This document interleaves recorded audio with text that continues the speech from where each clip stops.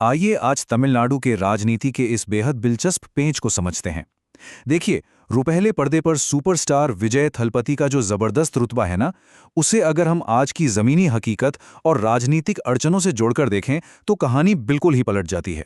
उपलब्ध जानकारी के अनुसार तमिलनाडु में सबसे बड़ी पार्टी बनने के बावजूद टीवी के और विजय के सामने सरकार बनाने को लेकर एक बड़ा भारी गतिरोध खड़ा हो गया है। तो चलिए इस पूरी राजनीतिक और संवैधानिक उलझन के गणित और कानून को डिकोड करते हैं। इस पूरे हाई स्टेक्स पॉलिटिकल थ्रिलर को आसानी से समझने के लिए हम इसे 4 हिस्सों में बांटेंगे। सबसे पहले विजय के मौजूदा राजनीतिक संकट पर बात करेंगे, फिर बहुमत के उस जादुई आंकड़े को समझेंगे। इसके बाद जानेंगे कि राज्यपाल और संविधान से जुड़े क्या सवाल उठ रहे हैं, और आखिर में रिजॉर्ट पॉलिटिक्स और गठबंधनों के खेल पर भी नजर डालेंगे। तो चलिए सबसे पहले शुरुआत करते हैं विजय के इसी राजनीतिक संकट से, जो सिनेमाई स्टारडम से शुरू होकर एक बहुत बड़े संवैधानिक गतिरोध तक पहुंच चुका है। रियल लाइफ और रियल लाइफ का ये विरोधाभास देखिए। फिल्मों में तो हमने देखा है कि विजय के बस एक इशारे पर हजारों की भीड़ जमा हो जाती है ना? लेकिन रियल लाइफ में लोकतंत्र के इस असल अखाड़े में टीवी के सबसे बड़ी पार्टी तो बन गई है, पर उन्हें 117 विधायकों का समर्थन जुटाने में पसीने छूट रहे हैं।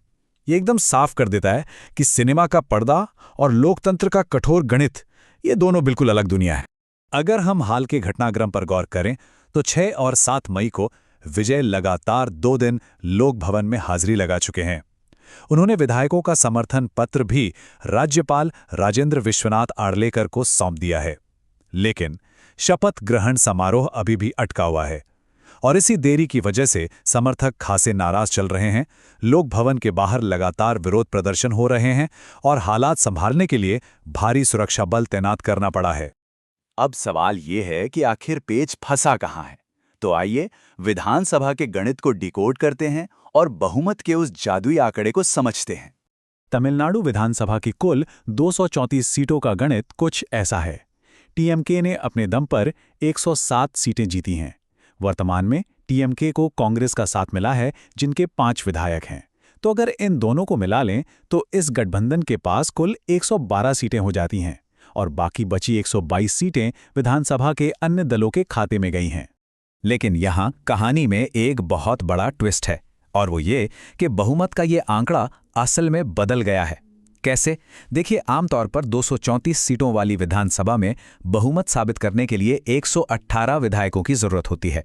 लेकिन हुआ ये कि विजय थलपति 2 सीटों से चुनाव लड़े थे और दोनों जीत गए, तो नियम के मुताबिक उन्होंने अपनी एक जीती हुई सीट छोड़ दी और बस इसी एक कदम की वजह से विधानसभा की प्रभावी संख्या एक कम हो गई और अब जो नया बहुमत का जादुई आंकड़ा है वो 118 से घटकर एकदम 117 पर आ गया है। अब जादुई आंकड़ा भले ही 118 से 117 हो गया हो, पर टीवीके की मुश्किलें कम नहीं हुईं। वो अभी भी इस जादुई आंकड़े से ठीक 5 कदम दूर हैं।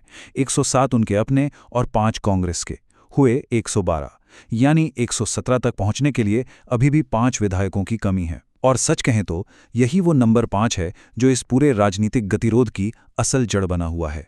तो गणित तो हम समझ गए, अब जरा इसके कानूनी और संवैधानिक पहलुओं की तरफ चलते हैं, जहां राज्यपाल की भूमिका को लेकर एक नई बहस छिड़ गई है।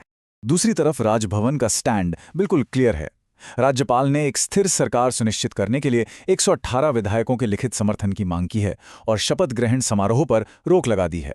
उनका तर्क सीधा सा है कि जब तक ये साफ ना हो जाए कि सरकार स्थिर रहेगी, तब तक इस प्रक्रिया को लंबित रखा जा सकता है। लेकिन मामला इतना सीधा नहीं है। विशेषज्ञों और टीवीके के समर्थकों ने राज्यपाल की भूमिका पर सवाल उठाते हुए इस पर कड़ा ऐतराज जताया है। उन्होंने 1994 के बेहद मशहूर एसआर बोम्मई केस का हवाला दिया है। इस ऐतिहासिक फैसले में सुप्रीम कोर्ट ने बिल्कुल साफ कर दिया था कि बहुमत का परीक्षण राजभवन के बंद कमरों में नहीं, बल्कि हमेशा विधानसभा के पटल पर, यानी फ्लोर टेस्ट के जरिए होना चाहिए। कांग्रेस और बाकी सहयोगी दलों का भी यही मानना है। उनका पुरजोर तर्क है कि संवैधानिक मर्यादाएं राज्यपाल को इस बात के लिए पूरी तरह से बाध्य करती हैं कि वे सबसे बड़ी पार्टी को सरकार बनाने के लिए तुरंत आमंत्रित करें और उन्हें विधानसभा में अपना बहुमत साबित करने का मौका दें। तो कुल मिलाकर यहाँ एक बहुत बड़ी कानूनी रस्साकशी चल रही है। तराजू के एक पड़ले पर है राज्यपाल का विशेषाधिकार, जहां त्रिशंकु विधानसभा होने पर वे दावेदार के जरूरी नंबर जुटाने का इंतजार कर सकते हैं, और दूसरे पड़ले पर है हमारी संवैधानिक मिसाल, जो कहती है कि सबसे बड़ी पार्टी को फ्लो टेस्ट के लिए बुलाना ही असली लोकतांत्रिक प्रक्रिया है। और देखा जाए तो दोनों ही पक्षों के अपने अपने मजबूत तर्क मौजूद हैं। अब जब तक ये संवैधानिक बहस चल रही है, जमीनी स्तर पर एक अलग ही ड्रामा शुरू हो चुका है। आइए रिजॉर्ट पॉलिटिक्स और 120 के जादुई आंकड़े की इस जद्दोजहद को समझते हैं। इस राजनीतिक गतिरोध के बीच विधायकों की खरीद फरोख्त यानी हॉर्स ट्रेडिंग का जो डर है ना, वो एकदम असली है।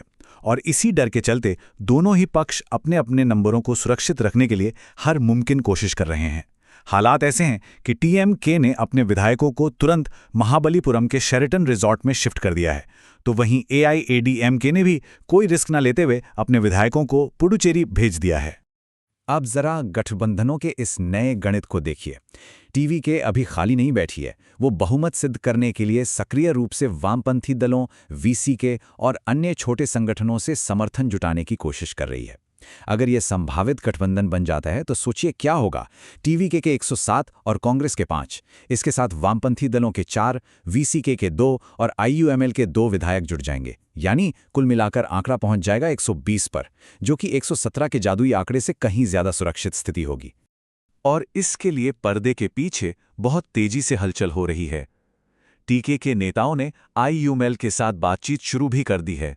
इसके अलावा कल वामपंथी दलों और वीसीके की एक बहुत ही अहम बैठक होने वाली है, जिसमें समर्थन देने पर आखिरी फैसला लिया जाएगा। अब अगर ये गठबंधन कामयाब हो जाता है तो फिर सबकी निगाहें इसी बात पर टिक जाएंगी कि राजभवन का अगला कदम क्या होता है।